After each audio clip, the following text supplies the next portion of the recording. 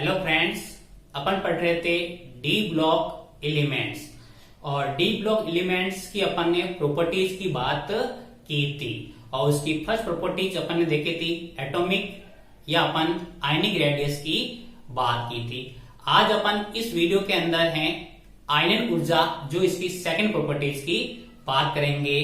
तो आयन ऊर्जा या आयन एंथैल्पी, आयोनाइजेशन एनर्जी की बात करते हैं अपन, जिसको अपन IE से डिनोट करते हैं। क्या होती आयनन ऊर्जा और ये किस प्रकार चेंजेस होती हैं और जो ट्रांजिशन एलिमेंट हैं उसको ये कैसे इफेक्ट करती हैं, उसको अपन देखेंगे। तो बात करते हैं अपन आयनन ऊर्जा या आयनन एंथैल्पी। तो इसकी डेफिनेशन की बात करते हैं तो किसी उदासीन परमाणु के बाह्यतम कोश में से एक इलेक्ट्रॉन निकालने के लिए जितनी ऊर्जा की आवश्यकता होती है उसे आयनन ऊर्जा कहते हैं। समझते अपन इसको। तो ये एक उदासीन परमाणु है और उदासीन परमाणु का ये जो सेल है इसको कहते हैं बाह्यतम कोश, आउटर मोस्ट सेल है ये बाह्यतम कोश। और इस बाह्यतम कोश में ये क्या है, इलेक्ट्रॉन है और इस इलेक्ट्रॉन को बाहर रिमूव करना है, बाहर निकालना है। तो अपने को किसकी रिक्वायरमेंट रहेगी, एनर्जी की रिक्वायरमेंट रहेगी। एनर्जी देने से ये इलेक्ट्रॉन क्या आ जाएगा, बाहर आ जाएगा। तो ये जो एनर्जी दे रहे हैं इसी एनर्जी को क्या कहते हैं, आयनन ऊर्जा कहते हैं। इलेक्ट्रॉन कहां से निकाल रहे अपन, बाह्यतम कोश में से एक इलेक्ट्रॉन निकालने के लिए जितनी ऊर्जा की आवश्यकता होती है उसी ऊर्जा को आयनन ऊर्जा या आयनन एंथैल्पी कहते हैं। एग्जांपल द्वारा समझते अपन। तो सपोज मानो ये एक गैसीय एटम है X और इसके आउटर मोस्ट सेल में से इलेक्ट्रॉन को क्या करना है, बाहर निकालना है। तो अपने को किसकी रिक्वायरमेंट रहेगी, किसकी, एनर्जी की रिक्वायरमेंट रहेगी। तो अपन इसको क्या देंगे, एनर्जी देंगे। क्या देंगे, एनर्जी देंगे। एनर्जी देने से इसमें से इलेक्ट्रॉन क्या होगा, बाहर आ जाएगा। जब इलेक्ट्रॉन बाहर आ जाता है तो ये पॉजिटिव बढ़ा लेता है और एक इलेक्ट्रॉन क्या हो जाता है, बाहर निकल जाता है। यानी आयनन ऊर्जा देने से किस आयन का निर्माण होता है, धन आयन का निर्माण होता है। अब जो अपन ने ये एनर्जी दी है इसी एनर्जी को कहते हैं आयोनाइजेशन एनर्जी। कौन सी एनर्जी, आयोनाइजेशन एनर्जी या आयनन ऊर्जा कहते हैं। जब फर्स्ट इलेक्ट्रॉन निकलता है तो इसको कहते हैं IE फर्स्ट, आयनन एंथैल्पी प्रथम कहते हैं। अब अपन इस गैस स्टेट में से और इलेक्ट्रॉन बाहर निकालते हैं तो ये प्लस पॉजिटिव चार्ज है और इसमें से अपने को और एनर्जी की आवश्यकता होगी और इसको कहेंगे IE सेकेंड, आयनन ऊर्जा द्वितीय। अब सेकेंड इलेक्ट्रॉन निकालना है तब अपने को और अधिक क्या होगी, ऊर्जा की आवश्यकता होगी। तो अपन इसको और अधिक ऊर्जा देंगे तो इसमें से एक इलेक्ट्रॉन और रिमूव हो जाएगा और ये X++ बना देगा और एक इलेक्ट्रॉन क्या हो गया, रिमूव हो गया। अब जो अपन ने एनर्जी दी है उसको कहेंगे IE सेकेंड। और इलेक्ट्रॉन बाहर निकालना अपने को तो इसमें से प्लस गैसीय फॉर्म में से और अपन इसको एनर्जी देंगे तो ये जो एनर्जी है वो IE थर्ड कहलाएगी, जो सेकेंड से क्या होगी, अधिक होगी। जैसे ही अपन इसको एनर्जी देंगे तो इसमें से एक इलेक्ट्रॉन क्या होगा, और बाहर निकल जाएगा और बाहर निकल जाता है तब इसके ऊपर +3 चार्जेस आ जाते हैं और एक इलेक्ट्रॉन क्या हो गया, रिमूव हो गया। तो यहां अपन ने बात की है आयनन एनर्जी की। तो ये जो थर्ड है वो फर्स्ट और सेकंड से भी क्या होती हैं, अधिक होती हैं। अब बात करते हैं अपन संक्रमण तत्वों की। तो संक्रमण तत्वों के अंदर ट्रांजिशन एलिमेंट की बात करते हैं। संक्रमण तत्वों में बाएं से कहां जाएंगे अपन, दाएं जाएंगे। बाएं से दाएं जाने पर आयनन एंथैल्पी आयनन एंथैल्पी या आयनन ऊर्जा क्या होती हैं? बढ़ती हैं। क्या है? बढ़ती हैं। लेकिन ये अपेक्षाकृत कम बढ़ती हैं। कम बढ़ती हैं। क्या कारण है कम बढ़ने का? उतनी नहीं बढ़ पाती हैं क्योंकि जो कोष हैं उसके अंदर से प्रेरक्षण प्रभाव लगता है। उपांतीय कोष, कौन से कोष? उपांतीय जो कोष होते हैं वो कौन सा प्रभाव डालते हैं? प्रेरक्षण प्रभाव। कौन से कोष? उपांतीय कोष। उपांतीय कोष कौन सा प्रभाव डालते हैं?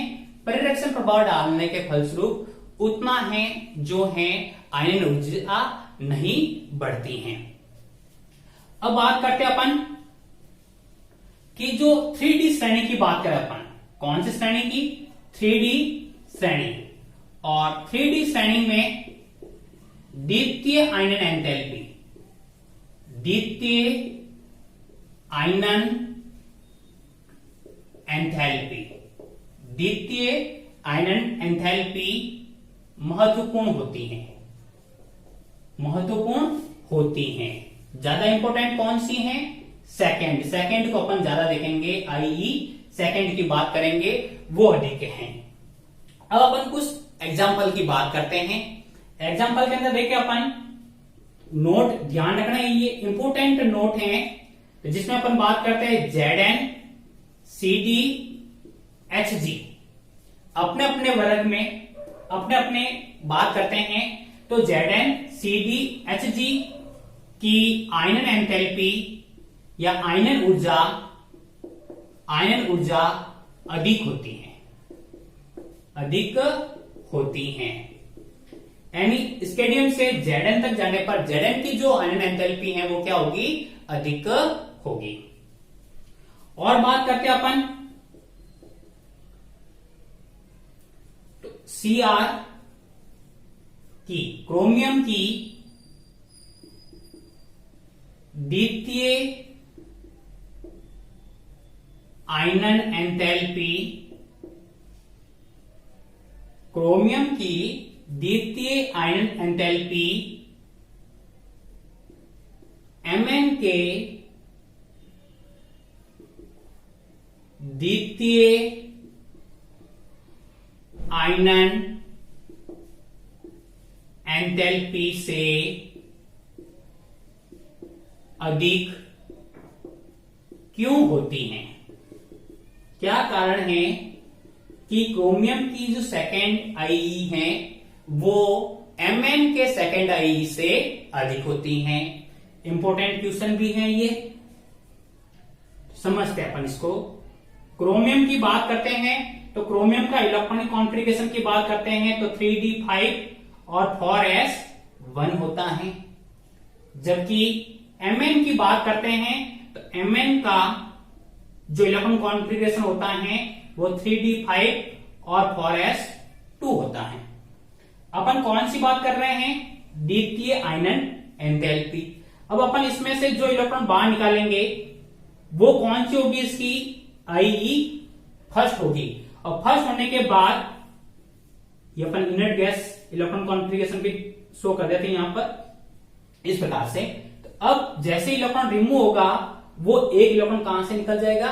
एस में से निकल जाएगा। तो अपने पास जो इलेक्ट्रॉन कॉन्फ़िगरेशन आएगा वो 3d5 और 4s0 आ जाएगा। इसी तरह Mn से जो इलेक्ट्रॉन निकालेंगे फर्स्ट वो अपनी आईई फर्स्ट होगा और इसका इलेक्ट्रॉन कॉन्फ़िगरेशन अपने पास ये हो जाएगा 3d5 और 4s1। अब अपन जो इसमें से इलेक्ट्रॉन निकालना है, इसमें से इलेक्ट्रॉन अपने को बाहर निकालना है तो जो एनर्जी देंगे वो कौन सी होगी? IE2 आयनन एंथैल्पी सेकेंड होगी। अब यहां से हाफ फिल्ड इलेक्ट्रॉन कॉन्फ़िगरेशन है, अर्धपूरित इलेक्ट्रॉनिक विन्यास होने के कारण यहां से अपने को इलेक्ट्रॉन निकालना है तो अपने को एनर्जी की क्या होगी? अधिक आवश्यकता होगी। जबकि यहां से इलेक्ट्रॉन निकालना है तो एस में से आराम से क्या करेगा? इलेक्ट्रॉन त्याग देगा। तो यहां अपने को एनर्जी IE2 की रिक्वायरमेंट क्या होगी? कम होगी। जबकि यहां पर अर्धपूरित, कौन सा विन्यास, अर्धपूरित इलेक्ट्रॉनिक विन्यास होने के कारण क्रोमियम की है सेकेंड आयनन एंथैल्पी Mn के सेकेंड आयनन एंथैल्पी से क्या होती है, अधिक होती हैं। अपन नेक्स्ट नोट की बात करते हैं। तो Zn की तृतीय आयनन एंथैल्पी, या अपन कह सकते हैं थर्ड आयोनाइजेशन एनर्जी, इसके द्वितीय आयनन एंथैल्पी से अधिक क्यों होती है, यानी IE थर्ड इसकी IE सेकेंड से अधिक क्यों होती हैं। तो इसका जो मेन जो रीजन है, यह जो अपन आंसर कह सकते हैं, वो है डी कक्षक के पूर्ण पूरित होने के कारण, पूर्ण पूरित होने के कारण फुल फिल्ड होता है डी कक्षक, इस कारण से इसकी थर्ड IE है वो इसकी सेकंड IE से क्या होती हैं, अधिक होती हैं। Zn की बात करते हैं अपन, तो Zn का इलेक्ट्रॉन कॉन्फ़िगरेशन होता है ऑर्गन 3d10 और 4s2 होता है। अब अपने को इसमें से इलेक्ट्रॉन बाहर निकालना है, तो अपन को किसकी आवश्यकता होगी, एनर्जी की आवश्यकता होगी, जिसको अपन कहते हैं आयोनाइजेशन एंथैल्पी या आयोनाइजेशन एनर्जी। फर्स्ट इलेक्ट्रॉन निकालना अपने को, तो अपन क्या करेंगे, प्रथम कहेंगे। अब एक इलेक्ट्रॉन कहां से बाहर निकलेगा, एस कक्षक में, तो अपने पास इसका इलेक्ट्रॉन कॉन्फ़िगरेशन ये हो जाएगा 3d10 4s1। अब ये इलेक्ट्रॉन निकालना है, ये आराम से निकाल सकते हैं अपन। अब इस इलेक्ट्रॉन को निकालने के लिए अपने को जो एनर्जी की रिक्वायरमेंट रहेगी, उस एनर्जी को कहेंगे अपन IE सेकेंड, आयनन एंथैल्पी सेकेंड या आयनन ऊर्जा द्वितीय कहेंगे। ये इलेक्ट्रॉन आराम से निकल सकता है। तो निकलने के बाद इलेक्ट्रॉन कॉन्फ़िगरेशन अपने पास ये आ जाएगा AR 3d10 4s0। अब इसमें से अपने को इलेक्ट्रॉन क्या है, बाहर निकालना है, और इलेक्ट्रॉन बाहर निकालने के लिए अपने को जो एनर्जी चाहिएगी उसको कहेंगे IE थर्ड। अब यहां देखे अपन डी कक्षक की बात करते हैं, तो डी कक्षक क्या है, फुल फिल्ड है, पूर्ण पूरित है, पूरा भरा हुआ है। तो इसका स्थितित्व क्या होता है, अधिक होता है, और अधिक होने के कारण इसमें से इलेक्ट्रॉन निकालना क्या होता है, मुश्किल होता है। अगर इलेक्ट्रॉन निकालना भी है तो एनर्जी की जो आवश्यकता है वो क्या होगी, अपने को अधिक होगी। किसकी तुलना में, सेकंड की तुलना में थर्ड क्या होगी, अधिक होगी। इस कारण से Zn की तृतीय आयनन एंथैल्पी इसके द्वितीय आयनन एंथैल्पी से क्या होती है, अधिक होती हैं। जिसका मेन रीजन है वो ये है कि डी कक्षक क्या है, पूर्ण पूरित है, पूरा भरा होने के कारण इसका स्थायित्व पूर्ण पूरित होने के कारण स्थायित्व अधिक होता है, अधिक होता है। ठीक है, अब बात करते हैं अपन इसके थर्ड प्रॉपर्टीज की बात करते हैं, और वो है अपने पास धात्विक गुण। कौन से गुण, धात्विक गुण या धात्विक प्रगति की बात करते हैं। मेटालिक नेचर की बात करेंगे कि क्या है। तो सभी संक्रमण तत्व धात्विक प्रकृति के होते हैं। कौन से प्रकृति के होते हैं, धात्विक मेटालिक नेचर के होते हैं। और इसमें ये धात्विक जो गुण हैं, इनमें धात्विक गुण इनमें उपस्थित अयुग्मित इलेक्ट्रॉन के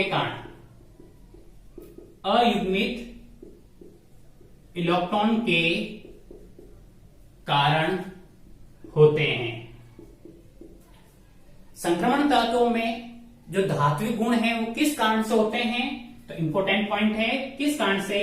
अयुग्मित एंड अनपेयर्ड इलेक्ट्रॉन के कारण होते हैं।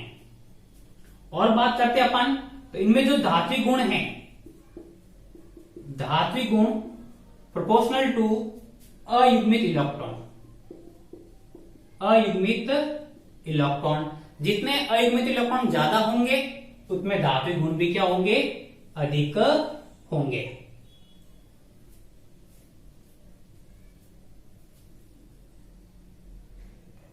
नेक्स्ट प्रॉपर्टीज की बात करते हैं अपन, तो वो है अपने पास ऑक्सीडेशन स्टेट या ऑक्सीकरण अवस्था।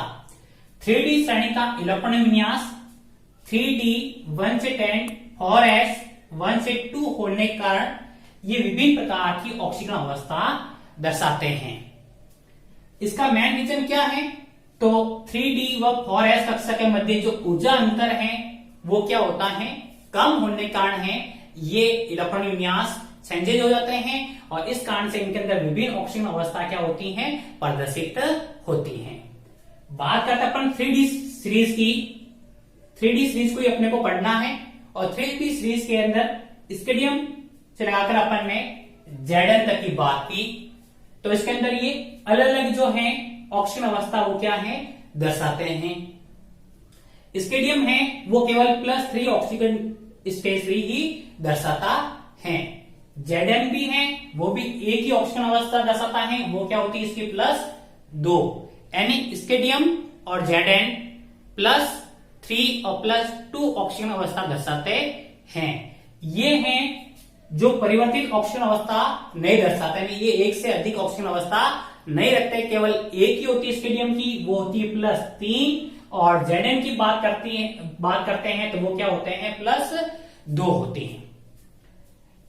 टाइटेनियम की बात करें +2 +3 +4, वेनेडियम +2 +3 +4 +5, क्रोमियम +2 +3 +4 +5 और +6। Mn की बात करते हैं +2 +3 +4 +5 +6 +7, एंड Mn है वो 3D सीरीज का सबसे उच्चतम ऑक्सीजन अवस्था दर्शाता है। Mn की सबसे अधिक होती है 3D के अंदर। और आगे बात करते हैं डी ब्लॉक की बात करते हैं, तो डी ब्लॉक में ओस्मियम वो +8 ऑक्सीकरण अवस्था दर्शाता है। अगर 3D के अंदर पूछे उच्चतम ऑक्सीजन अवस्था किसकी होती है? तो Mn की होती है। और डी ब्लॉक की बात करते हैं तो डी ब्लॉक के अंदर सबसे अधिक किसकी होती है? ओस्मियम की होती है, और उसकी ऑक्सीजन अवस्था कितनी होती है? +8 होती है। Fe की बात करते हैं तो +2 +3 +4 होती है, +6 होती हैं। क्रोमियम की बात करते हैं +2 +3 +4, निकल +2 +3 +4, और कॉपर की बात करते हैं +1 +2, और Zn है वो +2 दर्शाता है। जिसके नीचे अपन ने अंडरलाइन कर रखा है वो इनके ऑक्सीडेशन नंबर क्या होती हैं? ज्यादा स्थायी होती है। जैसे Mn है तो Mn की +2 और +7 क्या होती हैं? ज्यादा स्टेबल होती हैं। तो ये 3D सीरीज की है ऑक्सीडेशन स्टेज, अपने को याद रहनी चाहिए। इसमें से एक क्वेश्चन हर बार बोर्ड एग्जाम और अदर जो कॉम्पिटिटिव एग्जाम होते हैं उनमें से क्वेश्चन पूछे जाते हैं। अपन ने बात कर ली नोट की, तो स्केडियम तथा Zn +3 व +2 ऑक्सीकरण अवस्था ही दर्शाते हैं, ये परिवर्तित ऑक्सीजन अवस्था नहीं दर्शाते हैं। क्योंकि स्केडियम 3 इलेक्ट्रॉन त्यागने के बाद इसका जो इलेक्ट्रॉन कॉन्फ़िगरेशन वो होता है वो क्या हो जाता है? 3D0 हो जाता है, जबकि Zn 2 इलेक्ट्रॉन त्यागने के बाद इसका इलेक्ट्रॉन कॉन्फ़िगरेशन होता है 3D10, या पूर्ण पूरित इलेक्ट्रॉन कॉन्फ़िगरेशन आ जाता है। और ये 3 इलेक्ट्रॉन निकालने के बाद 3D0 होने का क्या हो जाता है? स्थायी हो जाता है। इस कारण से स्केडियम +3 और Zn +2 ऑक्सीजन अवस्था ही दर्शाते हैं। स्केडियम से Mn तक जाने पर ऑक्सीडेशन नंबर क्या होते हैं? बढ़ते हैं। देखो अपन ने बात की स्केडियम से ऐसे जा रहे हैं, तो पहले Mn तक क्या है? बढ़ते हैं, और फिर आगे तक जाते हैं Zn तक, तो क्या होते हैं? घटते हैं। Mn की 3D के अंदर उच्चतम होती हैं।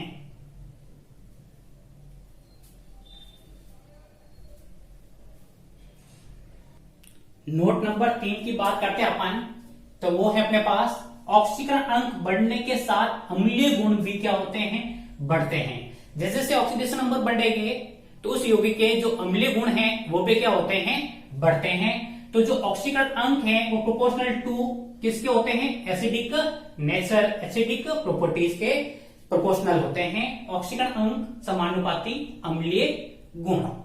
अपन कुछ एग्जांपल की बात करते हैं। MnO, MnO2, Mn2O3, MnO3 और Mn2O7 इनके एसिडिक नेचर की बात करते हैं। तो सबसे पहले अपन इनके ऑक्सीकरण अंक ध्यान होने चाहिए। और ऑक्सीकरण अंक अपन निकालना सीख का 11th क्लास के अंदर, जिसका निकालना होता है, जैसे बात करते हैं अपन MnO की, और जिसका निकालना होता है Mn की बात करते हैं, Mn का निकालना है तो इसको अपन X मानते हैं, X। फिर बात करते हैं ऑक्सीजन, और ऑक्सीजन का कितना होता है, -2, एक है, एक का -2 इजिकल टू कितना, 0, और X इजिकल टू कितना हो जाएगा, +2, इधर जाके ये +2 में हो जाता है। ऐसे बात करते हैं अपन Mn2O7 की, Mn2O7, तो Mn कितने अपने पास, 2, तो इसको अपन ने 2x, ऑक्सीजन माइनस का होता है -7, और एक ऑक्सीजन का कितना होता है 2, कितना हो जाएगा -14 इजिकल टू 0। अपन को 2x इजिकल टू कितना हो गया, प्लस के 14, और x की वैल्यू फाइंड करनी है तो 14/2 इजिकल टू कितना आ जाएगा, +7। यानी इस Mn की कितनी आ गई अपने पास, +7 आ गई है। और इसकी बात करते हैं अपन तो +2 आ गई है। इसकी बात करेंगे तो +4 आ जाएगी, और यहां 6 को 2 से डिवाइड करेंगे तो कितने आएगी, +3 आ जाएगी, और यहां बात करते हैं तो +6 आ जाएगी। अब मेरे को बढ़ते हुए अम्लीयता के क्रम में रखना है, तो जिसकी ज्यादा ऑक्सीकरण अवस्था, ऑक्सीकरण अंक ज्यादा है, उसमें अम्लीय गुण भी क्या है, अधिक हैं। तो सबसे अधिक ऑक्सीकरण अंक किसमें है, +7, Mn2O7 के अंदर। तो ये Mn2O7, उसके बाद कौन सा, +6 वाला, तो यहां हो जाएगा MnO3, उसके बाद +4 वाला MnO2, इसके बाद कौन सा हो जाएगा, +3 वाला Mn2O3, और इसके बाद हो जाएगा अपने पास वो है MnO हो जाएगा, कौन सा, MnO। ये हो गया अम्लीयता के बढ़ते क्रम। इसकी बात करते हैं दूसरे एग्जांपल की, CrO, Cr2O3, CrO2 और CrO3। यहां बात करेंगे तो इसके ऑक्सीडेशन नंबर +2, 3 दूनी 6, 6 के अंदर 2 का डिवाइड कर दिया तो +3, यहां हो जाएगा +4, और यहां हो जाएगा +6। सबसे अधिक ऑक्सीजन अंक किसका है, इसका, तो सबसे अधिक अम्लीय ये, फिर ये, फिर +3 वाला, और फिर सबसे कम जो है वो कौन सा हो जाएगा, +2 वाला।